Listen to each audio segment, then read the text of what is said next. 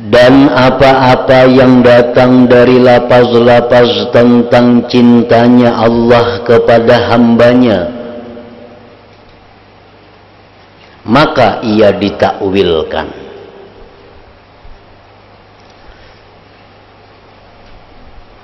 Dan apa-apa yang datang dari lafaz-lafaz tentang cintanya Allah kepada hambanya, maka itu ditakwilkan.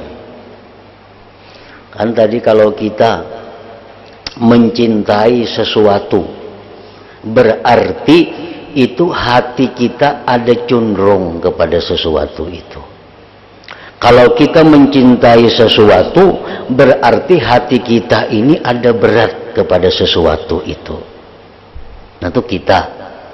Tapi kalau Allah pengcinta lawan kita, kah itu juga kah? Maka Allah kada berhati macam kita. Nah jadi apabila ada kalimat-kalimat yang bunyinya Allah cinta orang sabar, Allah cinta orang takwa, Allah cinta orang yang syukur. Nah itu kalimat cinta dari Allah itu mesti ditakwil. Jangan sama kayak kita. Jangan disamakan cinta kita kepada Allah dengan cinta Allah kepada kita.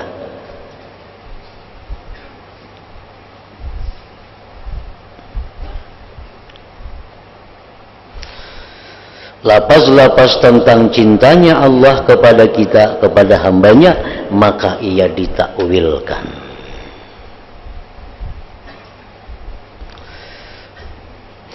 Sehingga dan kembali maknanya kepada terbukanya hijab dari hatinya, sehingga ia bisa melihatnya dengan hatinya dan kepada dimungkinkannya untuk dekat kepadanya.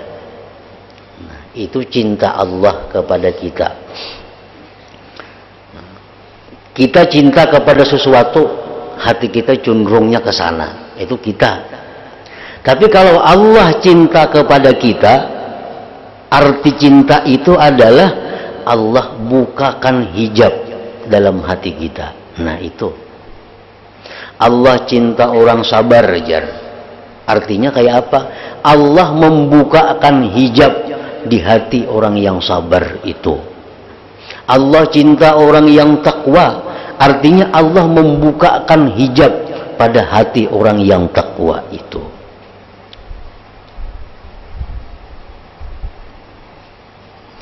Nah sehingga hatinya terbuka, hijabnya diangkat Allah, sehingga ia orang yang dicintai Allah itu bisa melihat Allah dengan hatinya, dengan mata hatinya, dan kepada dimungkinkannya untuk dekat kepadanya, dan kepada kehendaknya yang demikian pada zaman azali.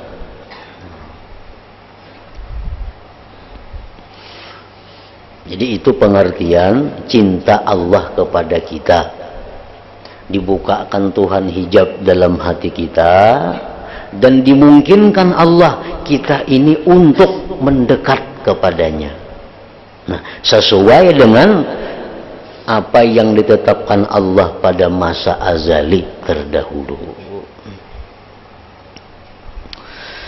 Maka cintanya Allah kepada orang yang dicintainya itu adalah azali. Cintanya Allah kepada orang yang dicintai Allah itu azali. Artinya sejak dahulu kala, bukan hanya raja kada. Cintanya Allah kepada orang-orang yang dia cintai itu azali, sejak dahulu, bukan hanyar kada. Apabila dihubungkan kepada iradat Allah yang azali, yang menuntut pengukuhan hamba ini dari menempuh jalan-jalan pendekatan ini. Jadi cinta Allah kepada orang yang dicintainya itu adalah kadim. Nah, karena dihubungkan dengan iradat Allah. Dan apabila dihubungkan kepada perbuatannya Allah yang membukakan hijab dari hati hambanya, maka ia adalah baharu yang terjadi dengan datangnya sebab yang menuntut baginya itu. Nah, jadi cinta Allah kepada hamba ini ada yang dinamakan azali. Itu kalau dihubungkan kepada iradat Allah. Cinta Allah kepada hambanya ini disebut juga baharu bila dihubungkan kepada Allah bukakan hijab dari hatinya itu. Sebagaimana firman Allah Ta'ala, la yazalu abdi yataqarrabu ilayya bin nawafil hatta uhibbahu. Artinya, senantiasa hambaku mendekatkan diri kepadaku dengan amal-amal sunat sehingga aku mencintainya, ujar Tuhan. Jadi amun hanya sekedar pekerjaan nang pardu-pardu yang kita gawi, nang pardu-pardu yang kita laksanakan, itu kada akan bisa mendatangkan mahabbah yang khasah dari Allah. Orang sembahyang nang pardunya aja, puasa nang pardunya aja, berzakat, sedekah nang pardunya aja, naik haji nang pardunya aja, umrah nang pardunya aja. Itu hanya sekedar meluluskan kewajiban, tapi kada akan bisa mendatangkan mahabbah yang khasah, yang khusus dari Allah. Untuk mendapatkan kasih sayang yang khusus dari Allah itu mesti ada tambahan ibadah. Tambahan ibadah itu adalah memperbanyak yang sunat-sunat. Yang wajib itu hanya modal. Nah, yang wajib itu hanya modal. Untuk bisa masuk rumah itu cukup nang wajib. Untuk bisa masuk ke sebuah rumah itu yang wajib bisa dijadikan modal.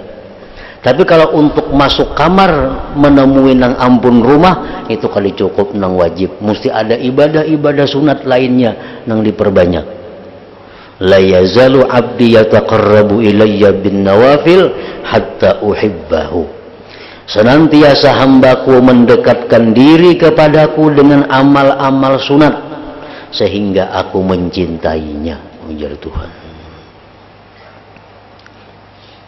Jadi nang sunat itu baik sembahyang, baik puasa, baik zakat, apapun ibadah sunat itu banyak mempunyai fungsi. Satu, nang sunat-sunat itu fungsinya adalah menutupi kekurangan fardu. Itu fungsi sunat. Menutupi kekurangan sembahyang fardu. Maksudnya menutupi kekurangan itu menutupi kekurangan khusyuknya. Kita sembahyang fardu 4 rakaat misalnya. Nah, ada khusyuk hanya 1 rakaat. Nah, kita sembahyang sunat. Ada khusyuk di sembahyang sunat. Nah, itu bisa menutupi kehusyukan yang kurang dalam sembahyang fardu. Kita berzakat dengan zakat wajib. Kadang-kadang zakat kita ini ada kekurangan-kekurangan. Nah, karena zakat itu ada ketentuan-ketentuan khusus. Nah, kadang-kadang kita kada kau memenuhi syarat itu. Nah, sedekah-sedekah sunat ini fungsinya adalah menutupi itu kekurangan. Puasa fardu kita kadang-kadang lalai dalam menjaga mata. Puasa fardu kadang-kadang kita lalai menjaga telinga. Sehingga puasa fardu nilainya jadi kurang. Nah, puasa sunat itu menutupi kekurangan-kekurangan. Nah, itu satu fungsi yang sunat. Yang kedua, fungsinya yang sunat-sunat ini adalah jalbul mahabbah, menarik kecintaan Allah. Nah, menarik kecintaan Allah. Amun hanya sekedar nang wajib-wajib kada kawa untuk mendapatkan cinta Allah nang khusus itu.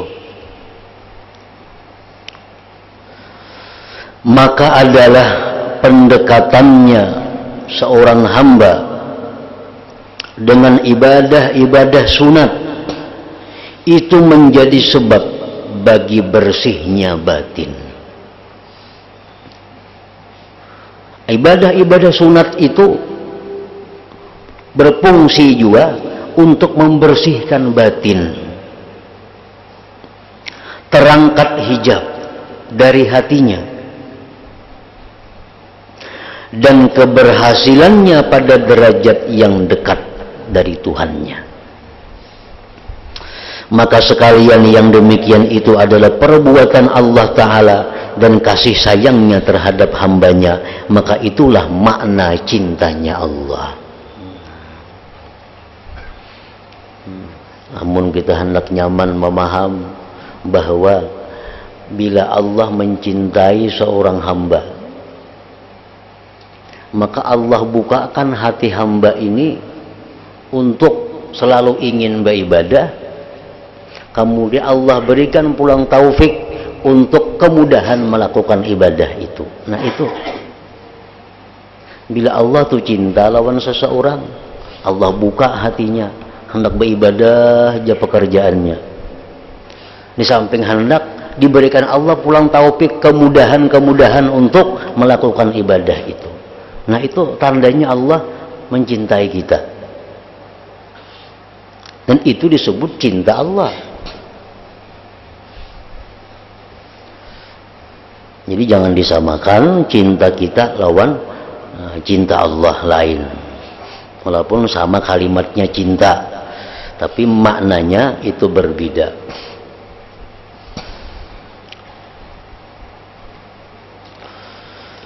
Dan tidak dapat dipahami yang demikian ini kecuali dengan contoh. Lebih jelasnya Imam Ghazali mencontohkan,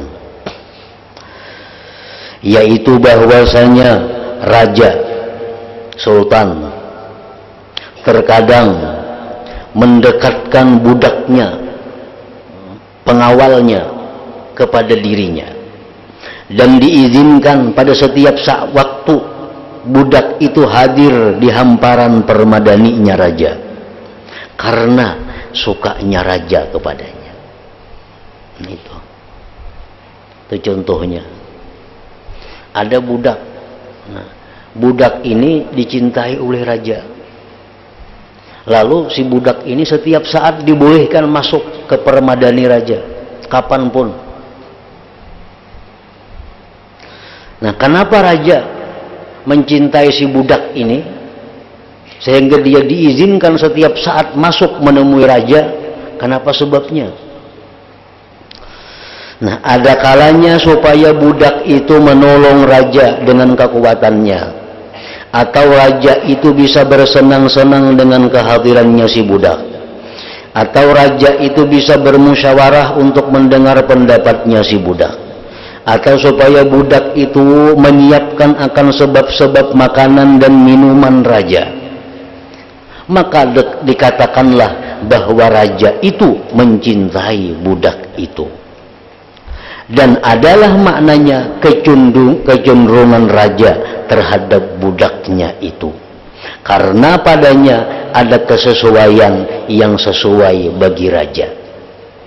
Nah, ini salah satu sebab kenapa raja itu cinta lawan pembantunya nih, sehingga dibebaskan pembantunya masuk kepada raja kapanpun.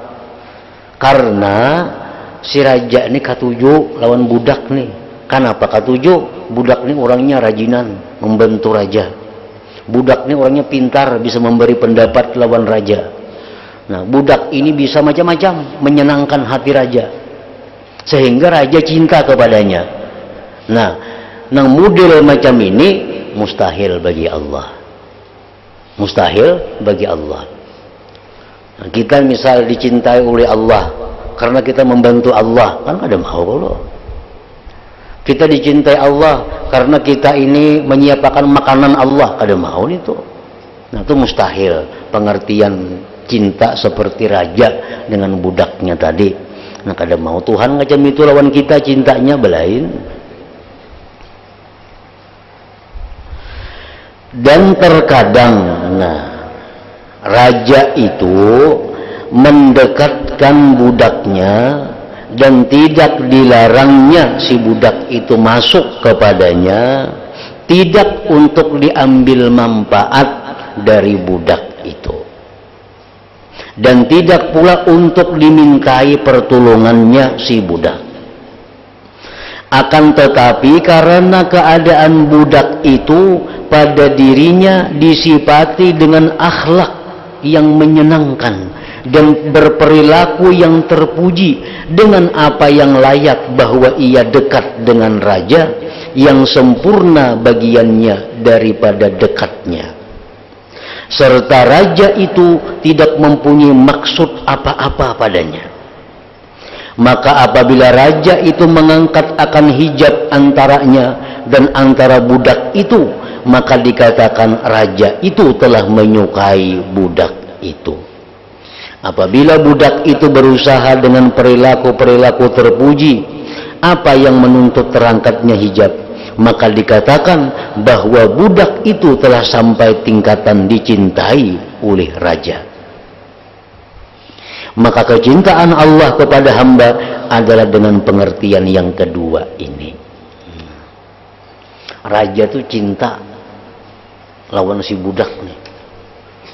Bukan karena raja itu perlu si budak ini kada. Bukan si budak ini menolong raja, raja kada perlu pertolongan si budak itu. Tapi kenapa raja ini cinta kepada si budak ini?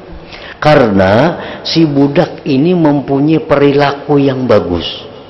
Nah, budak ini mempunyai perilaku yang menyenangkan, mempunyai perilaku yang berkesesuaian dengan perilaku Allah. Lalu Allah cinta kepada budak itu, kepada hamba itu. Nah, seperti inilah contohnya untuk mendekatkan pemahaman kita. Nah, kan kita bisa ada cinta lawan seseorang. Kita ada cinta lawan seseorang. Padahal orang ini menolong kita kada, dan kita kada perlu bantuannya juga. Kita kada perlu pemikirannya, kita kada perlu kekuatannya. Tapi karena orang itu akhlaknya bagus, banyak kesamaan, nah banyak kedekatan dengan kita, kita cinta kepadanya. Nah demikianlah Allah. Allah itu mencintai hamba, bukan artinya Allah itu perlu kepada hamba, kada. Bukan Allah itu minta sembah kepada hamba, kada perlu. Tetapi Allah itu mencintai hamba itu karena hamba ini punya perilaku yang bagus. Hamba ini punya sifat-sifat yang mendekati dengan sifat-sifat Allah. Bukan menyamai, kada, mendekati dengan sifat-sifat Allah, dengan akhlak-akhlak Allah. Nah itu yang menyebabkan Allah ini cinta kepada hamba itu. Nah buahnya cinta apa? Orang ini diangkat Allah hijab, sehingga orang ini setiap saat selalu ingin beribadah kepada Allah, selalu ingin dekat dengan Allah, selalu ingin menyebut nama Allah. Nah itulah cinta Allah kepada hamba.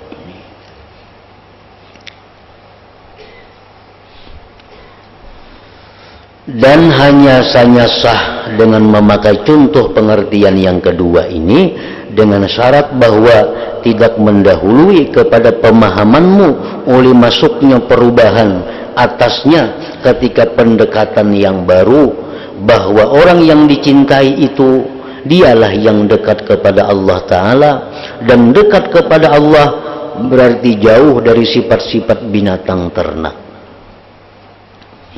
Dekat dengan Allah berarti jauh dari sifat-sifat binatang ternak. Binatang kan sifatnya tamak, rakus itu. Binatang ternak. Binatang-binatang buas. Nah, orang yang dekat dengan Allah itu jauh dari sifat-sifat binatang buas, menzalim orang, menganiaya orang, itu kelakuan binatang buas. Nah itu kada kawa dekat dengan Allah, sifat-sifat seperti itu. Dan syaitan-syaitan, orang yang bersifat dengan syaitan itu pun kada kawa dekat dengan Allah. Kayak apa bersifat syaitan itu? Membawai orang kejahatan, membawai orang kepada kemaksiatan. Itu sifat-sifat syaitan. Sifat syaitan ini kada merasa cukup dirinya sendiri nang maksiat kepada Allah kalau kada membawai orang lain. Dan manusia itu ada nang bersifat seperti sifat syaitan. Ini kada kawa, kenapa maksiat itu sorangan. mesti nak bawaan. Nah, kadarami sorangan maksiat dibawai orang-orang supaya umpat berkumpul melakukan maksiat. Nah, ini syaitan manusia ngarannya. Orang yang macam ini kada kawa dekat dengan Allah karena betulak belakang lawan sifat Allah, betulak belakang lawan akhlaknya Allah. Jadi pengertian dekat dengan Allah itu bukan dekat tempat. Allah masuki dari tempat. Pengertian dekat dengan Allah itu adalah sifat kita ini, nah, berdekatan dengan sifatnya Allah, berdekatan dengan sifatnya Allah. Sifat Allah itu pemurah, sifat kita pemurah. Nah, berdekatan. Sifat Allah itu mengajak orang kepada surga, kepada kebaikan. Kalau kita mengajak orang kepada kebaikan, berdekatan. Sifat kita lawan sifat Allah. Sifat Allah itu penyayang kepada makhluk. Kalau kita penyayang kepada makhluk, berdekatan sifat kita. Nah, ini maksudnya dekat dengan Allah. Untuk menghasilkan sifat-sifat yang baik tadi melalui ibadah. Banyak sembahyang, banyak puasa, banyak bersedekah, banyak baca Quran, banyak zikir. Itu membuat sifat-sifat kita ini akhirnya kena berdekatan dengan sifat Allah. Berakhlak dengan akhlak yang mulia, yang merupakan akhlak ketuhanan, maka berarti ia dekat dengan sifat. Dekat dengan sifat. Marilah kita mendekatkan diri kepada Allah. Untuk lo rancang mendekatkan diri kepada Allah, bukan membarak lawan Tuhan besampuk, kada macam itu bang artinya. Tuhan di atas didatangi, kadakah itu. Maksudnya mendekatkan diri kepada Allah itu mencucukakan kelakuan lawan kelakuan Allah. Ada orang yang di masjid, bagaimana di masjid itu bukan berarti mendekatkan diri kepada Allah. Dikira bila di masjid itu dekat lawan Allah, kan ada tantu. Di masjid itu banyak aja maling. Walaupun inya di rumah, walaupun inya di mana, tapi kalau akhlaknya ini sesuai dengan akhlak Allah, dekat dengan Allah. Berakhlak dengan akhlak yang mulia, yang merupakan akhlak ketuhanan, maka berarti ia dekat dengan sifat, tidak dengan tempat. Tidak dengan tempat.